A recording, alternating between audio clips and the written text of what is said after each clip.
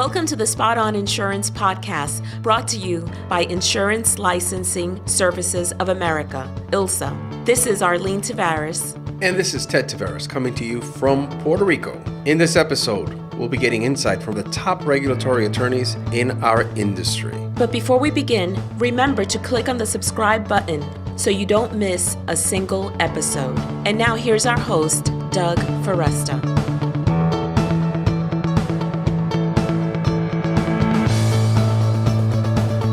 Hello and welcome to Spot On Insurance. This is your host, Doug Foresta. With me today are Johnny Wang, a domestic and international labor and employment attorney with Stinson Leonard Street, as well as Steve Cosentino, who is the chair of the Intellectual Property and Technology Division at Stinson Leonard Street. Johnny and Steve, thank you so much for joining me. Great to be here, Doug. Great to be here. This is Steve. Thank you. And this is Johnny. Thanks for having us. Hey, thanks so much. So yes, we're going to talk today about legal issues in the gig economy. And why don't we get to it? I know we're going to talk about different talking points. The first one that I wanted to discuss is this idea of restrictive covenants. Can you explain to our listeners what a restrictive covenant is and the legal implications of that? Sure. This is Johnny. I'll take that one. And so the gig economy, and just for those who aren't aware, it's really driven by a labor market that has a lot of short-term contracts or freelance work.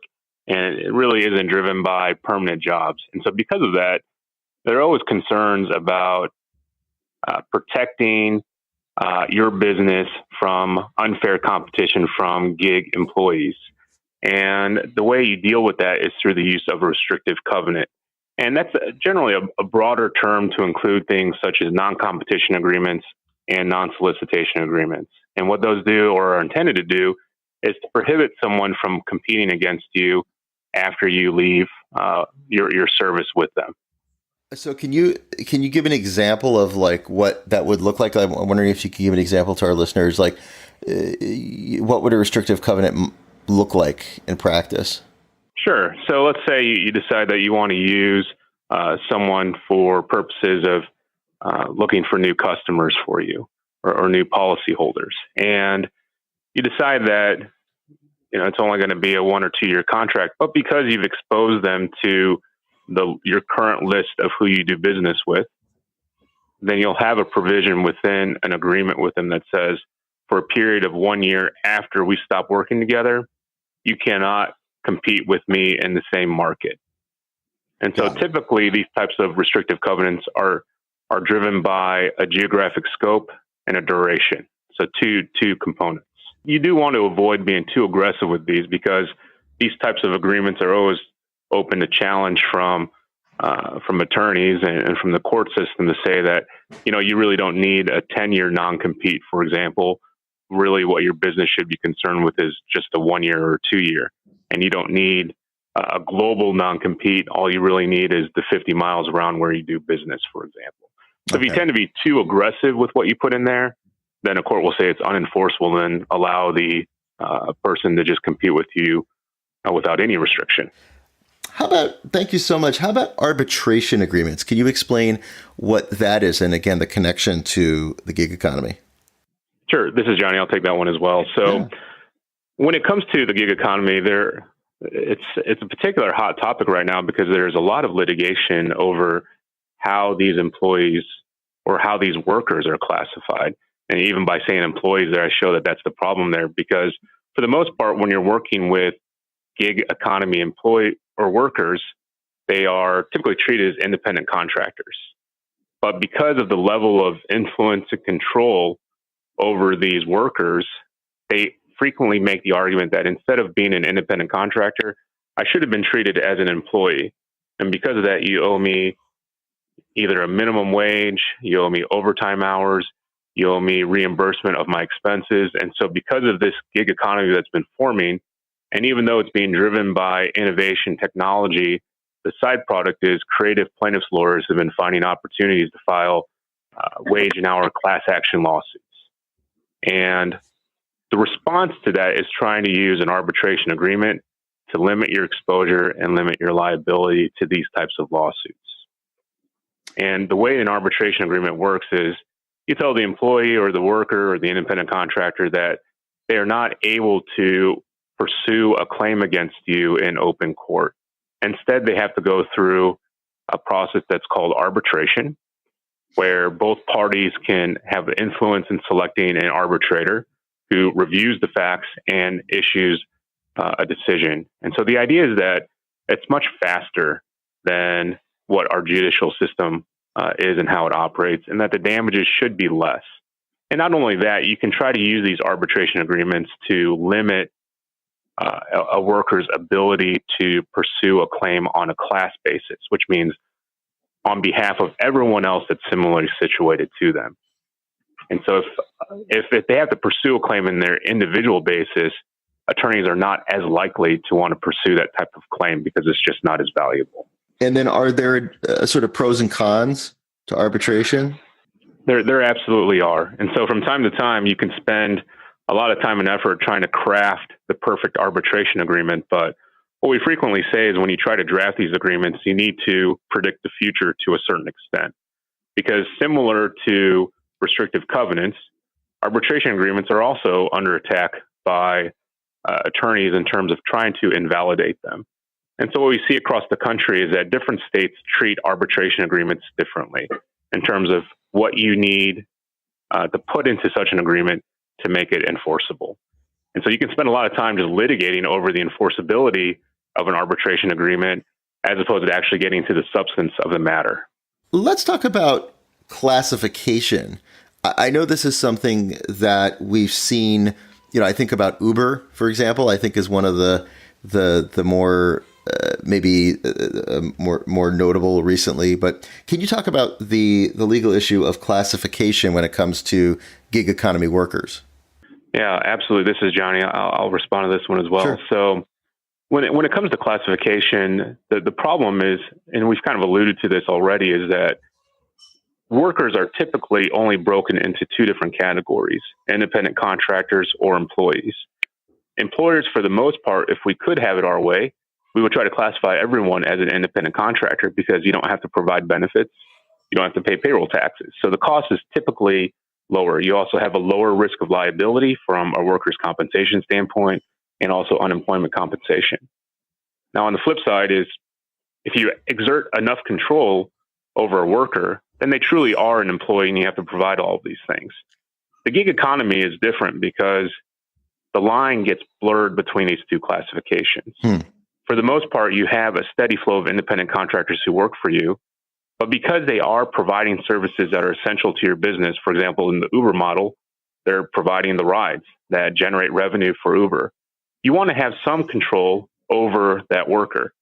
And even federal regulations and state regulations require you to have some level of control. For example, conducting background checks, making sure that they're operating safe vehicles, having some sort of rules and policies and procedures in place for how these rides are conducted. And so because of that, the argument from a plaintiff's attorney would be that you've exerted enough control that they are no longer an independent contractor, but actually an employee. And your failure to treat them as an employee means that you have to pay out a lot of money. So what we're actually seeing now is there's been a push. And for example, Tom Perez, the most recent Department of Labor chair in the Obama administration, on the way out said that the largest question from his perspective for the Trump administration is, with all of this innovation occurring and the further expansion of the gig economy, how they will address this classification issue. And there have been proposals for a third classification, the gig employee, where you don't have to have as many benefits and protections for this type of worker, but at least more than for an independent contractor. Yeah, it's going to be, it seems like one of those issues that still hasn't been entirely resolved. Would that be fair to say? Absolutely. And it is constantly evolving. And we're only, I guess the issue is only limited by the creativity of plaintiffs' attorneys. Can you also, again here, I know I mentioned Uber. Would that be an example of the type, one type of example of gig economy workers where there's this debate over are they contractor, independent contractors? Are they employees? Like, I'm curious thinking about just what other kinds of businesses would run into this.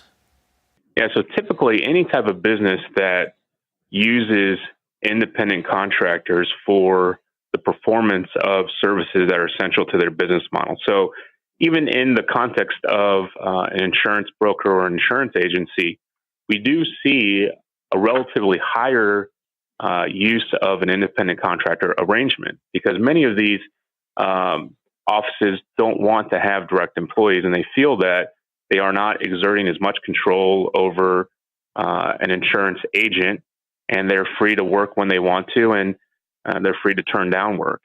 But those issues are similar to Uber workers, because there's still a certain level of supervision, a certain level of oversight that's needed over insurance agents that are housed under your brokerage, for example. And so ultimately it becomes a question of, well, if we have many of these types of employees and there's improper classification, then you're exposed to potential litigation. And thank you for mentioning that. It's very important, because obviously we have, our listeners are in the insurance industry, and it is important to realize that this is relevant to the insurance industry as well, right? Not just to other industries that we serve, but to the insurance industry itself. So that's a very good point.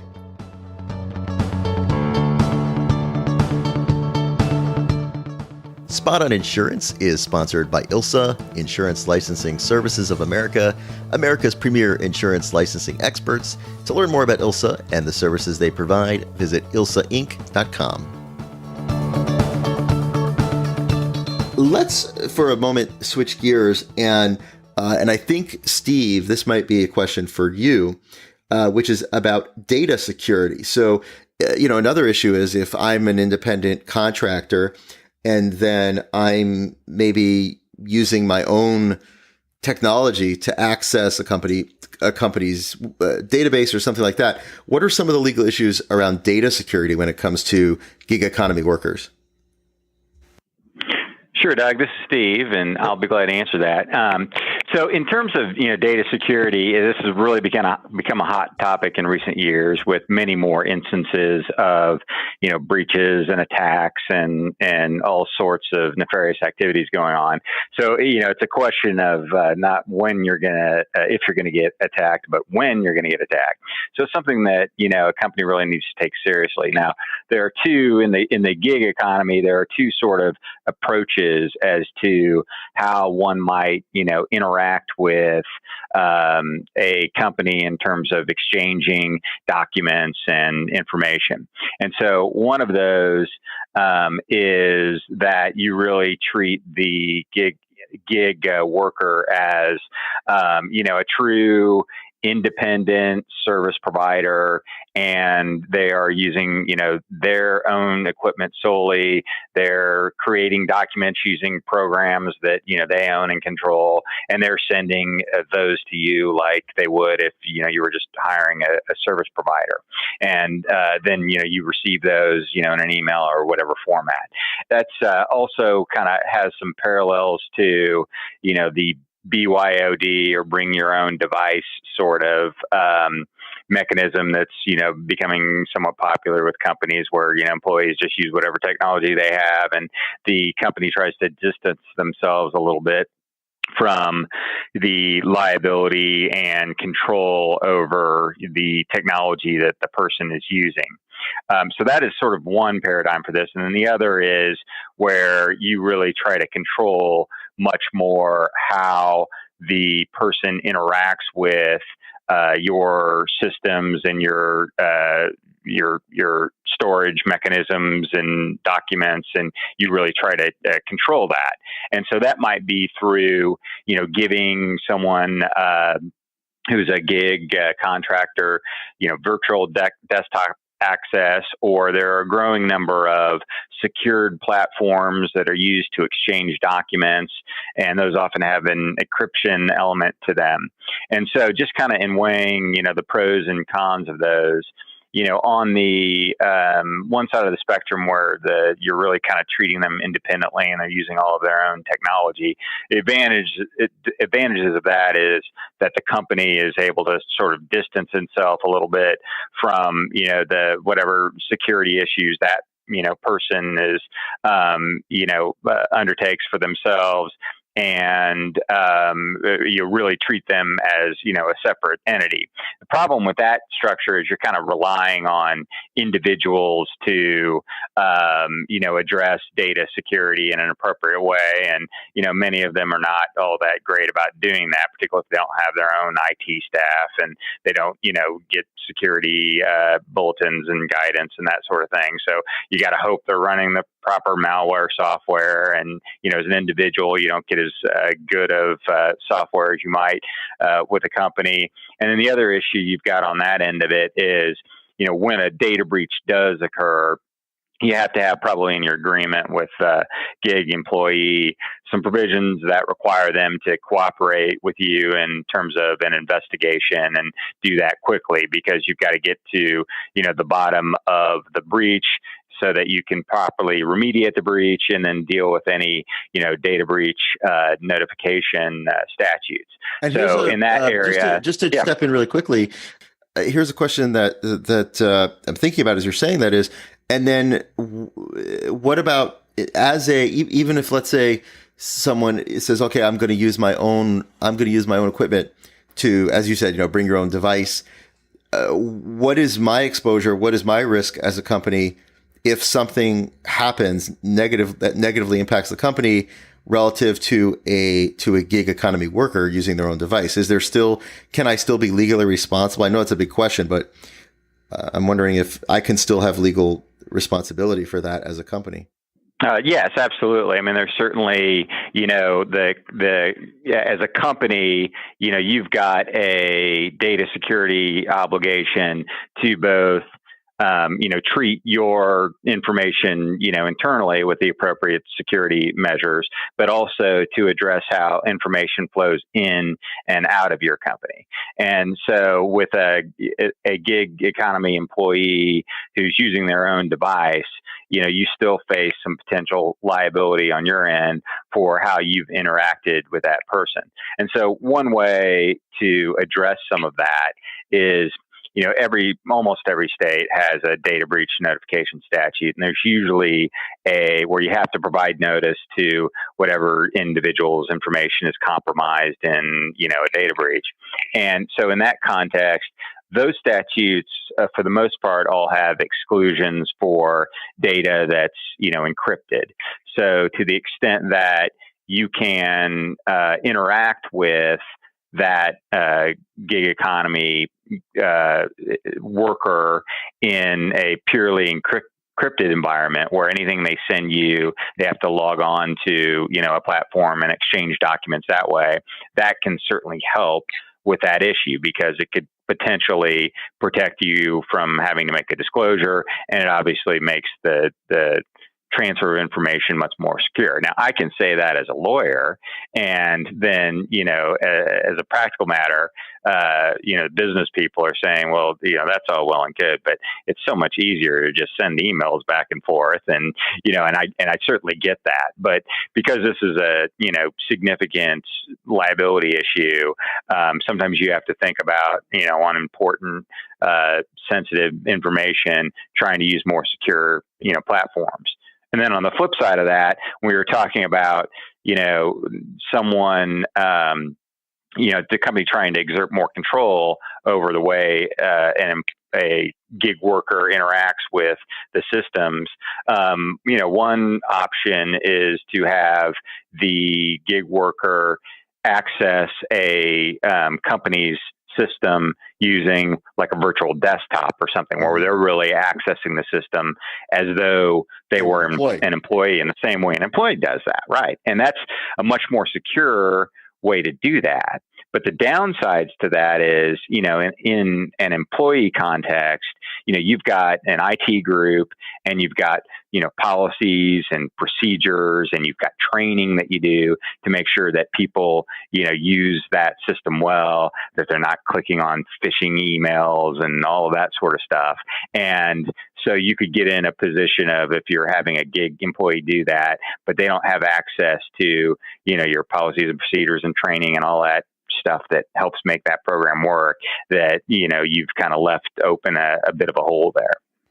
Thank you. Yeah, there's a lot of stuff to think about. I also want to move on to IP ownership. And along those lines, what steps are needed to address the IP ownership issues for these gig employees?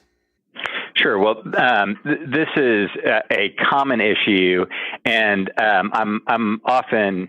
I think people are often surprised to kind of learn the default rules with respect to IP ownership, and it doesn't really seem intuitive. But as a company, you are likely under the impression that if I hire someone to create something for me, and gig workers are usually creative people. They're sitting around in coffee shops, developing plans and doing things that are creative. And your view as a company is, well, I hired you to do that, so I own it. And that's not the sort of default rule, particularly under the Copyright Act. So if you hire someone to create some copyrighted material that you can use as a company, that person who created it is the owner of that, and you really just have kind of an implied license if you don't nail it down in writing.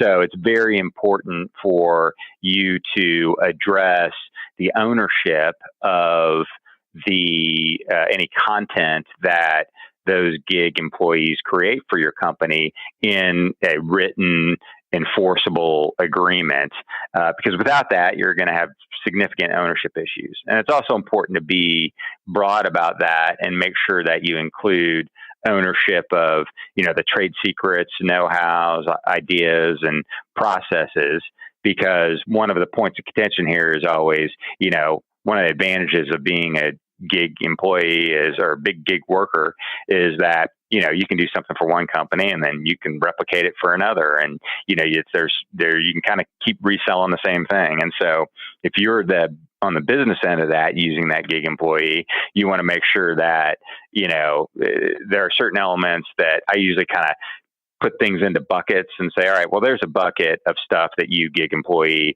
can use with us and with anyone else. And we understand you need to be able to have some freedom to use things for different purposes. But there are some other buckets that really are more core to our business that we need to own, and we need to prevent you from using for your other customers because there can be competition issues. The social networking and marketing management aspect of this. So let's talk about, the ownership of online social networking accounts or personas of gig workers. Can you speak to that, some of the legal issues that arise? Yeah, so this is Steve. I'll start off on that one and give you some of my thoughts, and then maybe Johnny. And then Johnny, I'd love to hear from you as well. Yes, yeah, absolutely. This is a point of contention always with employees, and so the problem with social media, if you're asking someone to create a an article for your business, that's pretty, cut and dry. They create the article. You'd want to have an assignment on the article. So social media, the problem with that is that, it really has a very personal component for people. And the degree to which it's very personal depends a little bit on the platform you're using. Like Facebook is seen as more personal. LinkedIn is seen as more business oriented. Twitter's kind of in the middle, but there's certainly some business components and some personal components to each. And so you start to run into problems when there's been a number of court cases on this issue, and most of them have settled. So we don't have any real clear law on that, other than, we do know based on what the judges have pronounced in these different decisions that it is very important from the business standpoint to nail this issue up front and be very specific about who controls what accounts and the obligations to turn those accounts over to the company once you stop working for that company. So the problem with that is that can seem very offensive to a person. So, for example, if I get hired, I'm a gig worker, and I get hired to do a social media campaign where I'm trying to get followers for, Acme company. And so, I create a Twitter handle called Cosentino Acme Guy, and then I start really creating this network of people. Well, then when I stop working for that company, I'm probably thinking, well, I did all this hard work and interacted with all these people. I want to use those connections for other. Yeah, exactly. And if you don't specify in an agreement, or we usually have use a social media policy that, that account is owned by the company and you are required to transfer the account and all of the access to that account to the company when you stop working, then the company's in a real bind, because the worker has a really good argument that, because of the personal nature of what they're doing on the internet, they have a right to keep those followers. Now, they might not have the right to continue to use your trademarks and your branding and all that. So that could present you with an issue, but the account itself and the followers is something you really need to be very specific about ownership and transfer with respect to that, particularly with people that are doing marketing and branding type of issues. Johnny, anything that you'd like to add to that? Yeah, definitely. This is one of these areas that's filled with landmines, because one of the hallmark, as we talked about, characteristics of an independent contractor is the lack of control over what they do. And if you think about in your classic brokerage or insurance agency setup, a lot of times these agents will want to license or at least give these agents a reputable name in order for them to do business under. And when you try to control how that is used, especially in the context of social networking and online media, that level of control starts to show perhaps more of an indication that these are more employees versus independent contractors because of the amount of influence you're exerting. Independent contractors need to be able to conduct their business and operate freely and independently. And the more restrictions you put on there, the easier it is for someone to come along and try to sue you for a misclassification issue. And so we've tried to address this issue in some instances on behalf of our clients by saying, look, we need to truly set this up as a licensing agreement to say you're allowed to use this brand or this trademark, but there are certain explicit restrictions that you cannot use it for. And then as soon as you violate that, this whole licensing agreement can terminate. So instead of trying to cast it in the framework of a worker, independent contractor / employee relationship, it's more reframed in purely kind of a technology transaction or IP transaction setting. My guests today have been Johnny Wang and Steve Cosentino. If people want to reach you and learn more, that they've listened to this and said, you know what, I really need some more advice and guidance on this, how can they do that? So probably the best place to find us both is on the website, www.stinson.com. That's STINSON. And you can find me under the intellectual property and technology section. I'm the leader of that group.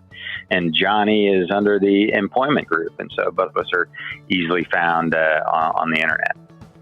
Johnny, Steve, thank you so much for joining me today and sharing your perspective on this important topic. Thank you for having us. Thanks. It's been a pleasure. Thanks so much. Take care.